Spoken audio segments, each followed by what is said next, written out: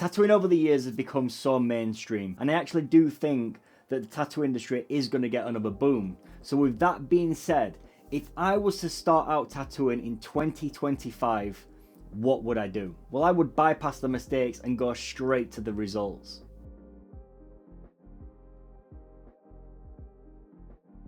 First and foremost, and it's pretty obvious, but you need to have a sufficient level of artistic skill on paper before you even consider being a tattoo artist. Your job as a tattoo artist is to transfer those skills on paper into skin.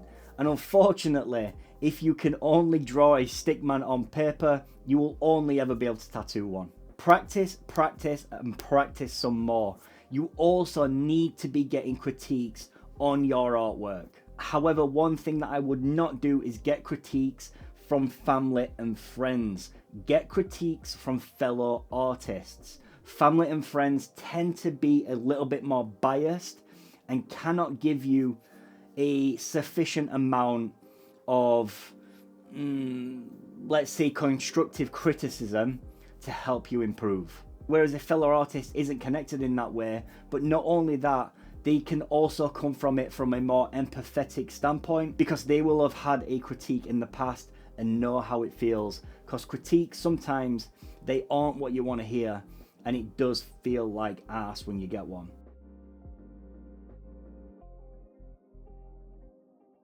If you are wanting to go down the apprentice route and you don't want to go down the home tattooist route, then you need to be putting together a super strong portfolio. Now remember, a portfolio is what is going to sell you to the tattoo artist. So make sure it's presented correctly. Take pride in the portfolio. Don't just grab a few pieces and then just chuck them into a folder and think that'd be okay.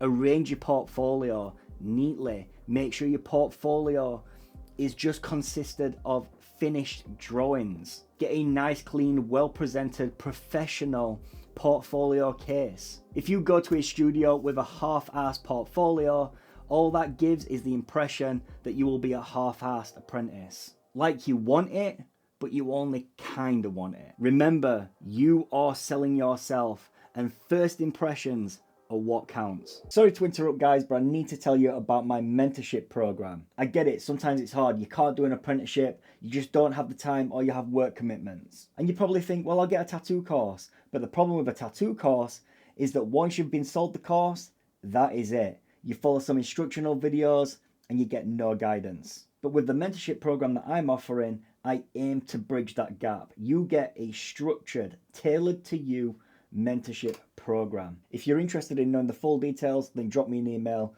to this one right here and I'll get back to you. Resume.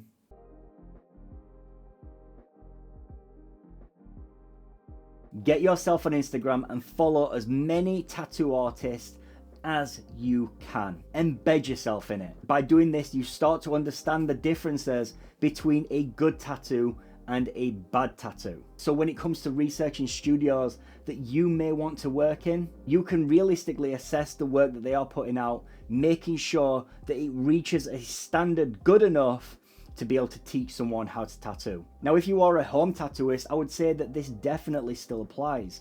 The only difference being is rather than, viewing the standards for an apprenticeship, you are viewing the standards and basing it on your own work. Now, to do this, you do have to have the ability to be able to self-critique and self-analyze. And that is something that does come with time, but just be open-minded and really pick out where theirs is better and yours is lacking.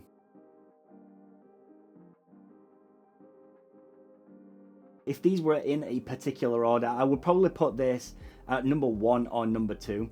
But do not private message or DM the studio that you want an apprenticeship with, asking them if they are taking on apprentices. Get up off your ass, grab your portfolio, and take it physically in to the tattoo studio that you want to work in. Now, I know it's easier to send a message, and I know possibly why you are sending the message, because it's easier to face rejection over a message than it is to face rejection in person. But that is just something you're gonna have to overcome.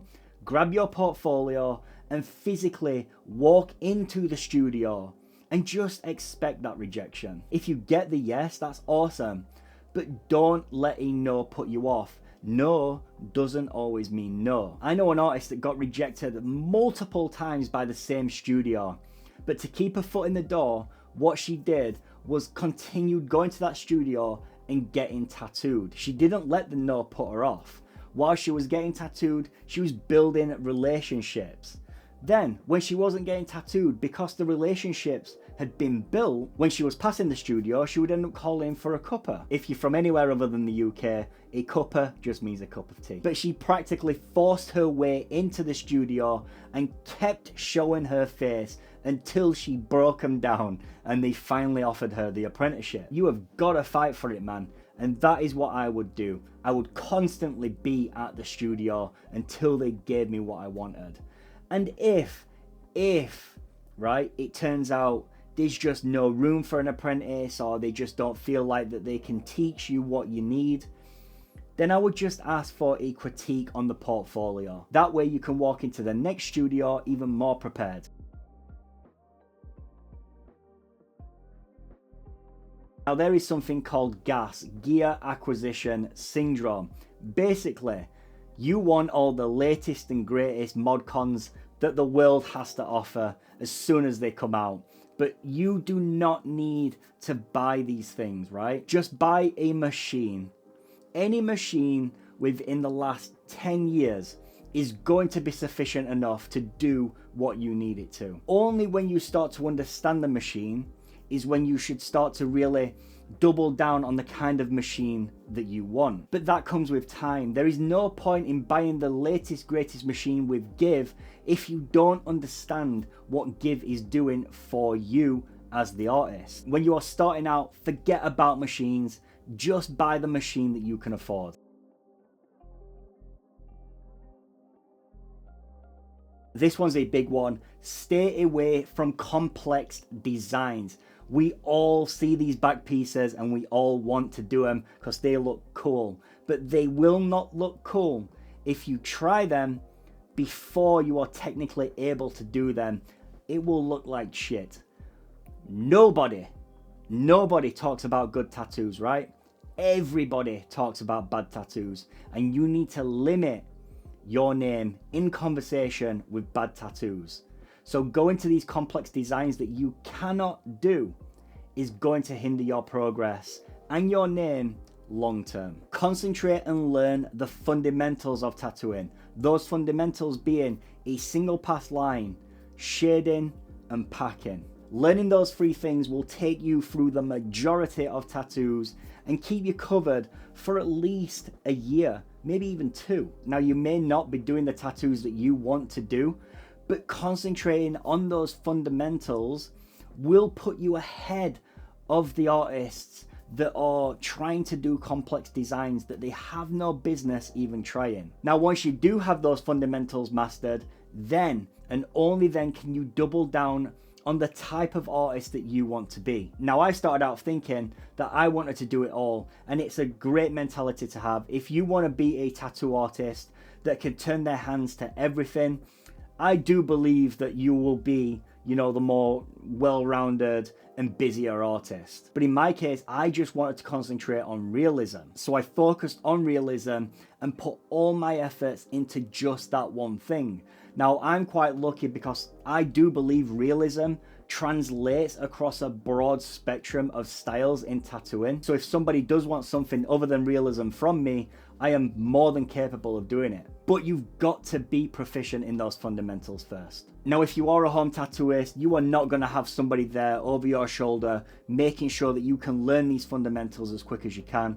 So what I would do is get onto as many seminars as you can and get tattooed by as many artists as you can. You need to be soaking up as much information as possible.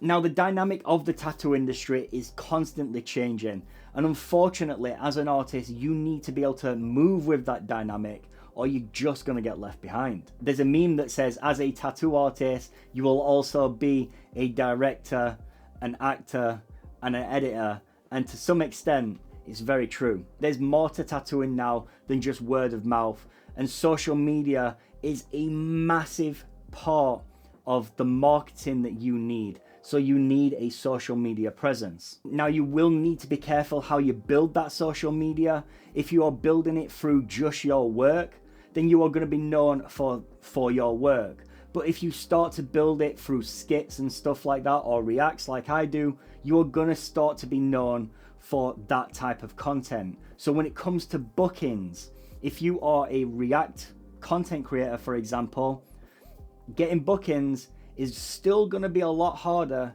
than if you would build your social media off your tattoos only. So be very careful about the path that you go down and know what that path is going to bring. But social media is also good for embedding you into the tattoo community. By having that social aspect, you can open dialogue with artists that are on the same level as you. If they're on the same level as you, then you can discuss, going back and forth, discussing what works and what doesn't. Not just that, but you can open dialogue with artists that are a lot more experienced than you. Ask advice, get critiques, go watch them tattoo, build friendships, and naturally, by being around these artists, you will get better.